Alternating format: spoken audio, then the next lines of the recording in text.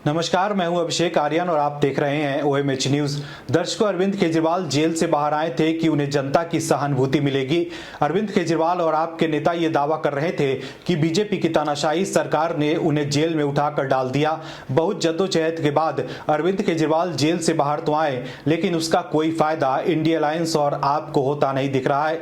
वोटों की गिनती शुरू हुए काफी देर बीत चुके हैं और अब कुछ देर में नतीजे भी आ जाएंगे और कहीं न कहीं बीजेपी के नेतृत्व में एनडीए को बहुमत मिल चुका है। लेकिन आप और इंडिया अलायंस के नेता मुंगेरी लाल के हसीन सपने देख रहे थे, लेकिन अब संजय सिंह के साथ जो हुआ है उससे संजय सिंह भड़क गए हैं। दरअसल दिल्ली में हार के बाद आपके नेताओं के लिए असहज स्थिति पैदा होती जा रही है, क्योंकि आप नेता सोमनाथ भारती ने कहा था कि अगर पीएम मोदी फिर से प्रधानमंत्री बने तो वो अपना सिर मुंडवा लेंगे। लेकिन अब उनके लिए असहज स्थिति हो गई है, क्योंकि आज संजय सिंह कुछ बीजेपी कार्यकर्ताओं के निशाने पर आ गए थे। दिल्ली में बीजेपी कार्यकर्ताओं ने जश्न मनाना शुरू कर दिया है और इस बीच कुछ बीजेपी के कार्यकर्ता आप नेता संजय सिंह की कार पर चढ़ गए। बीजेपी के कार्यकर्ता संजय सिंह को शेविंग रेजर दे रहे थे ताकि इस रेजर से आप नेता सोमनाथ भारती अपना सिर मुंडवा ले, क्योंकि सोमनाथ भारती ने कहा था कि फिर से पीएम मोदी प्रधानमंत्री बनते हैं तो वो अपना सिर मुंडवा लेंगे। इसको लेकर संजय सिंह ने एक्स पर पोस्ट कर लिखा है कि अभी पूरे नतीजे भी सामने नहीं आए, मोदी जी के कार्यकर्ता मेरी गाड़ी को जबरदस्ती रोककर हल्ला हंगामा करने लगे। मोदी जी सत्ता में आने से पहले हिंसा शुरू, यही आपकी पार्टी का असली चरित्र है। एक दूसरे ट्वीट में संजय सिंह ने लिखा है कि भारतीय झगड़ा पार्टी बीजेपी का असली चरित्र, मेरी गाड़ी पर हमला करते मोदी के संस्कारी भाजपाई।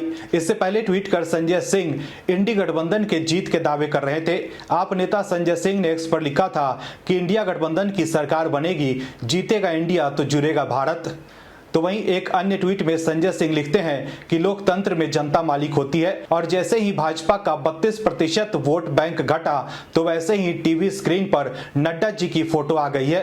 लेकिन दर्शकों, आप लोग खुद ही सोचिए कि अगर बात बीजेपी की हो रही है तो फोटो तो बीजेपी के अध्यक्ष की ही लगेगी और पीएम मोदी बीजेपी के बड़े नेता हैं तो फोटो तो दोनों ही नेताओं की लगेगी।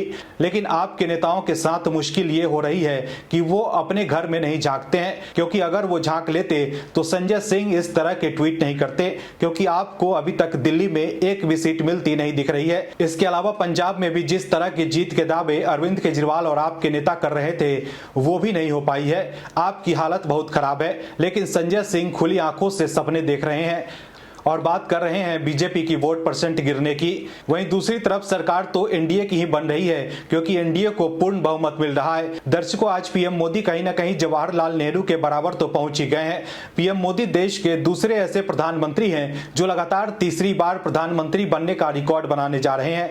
इससे पहले देश के पूर्व प्रधानमंत्री जवाहरलाल नेहरू ही ऐसे पीएम थे जो तीसरी बार लगातार प्रधानमंत्री बने थे।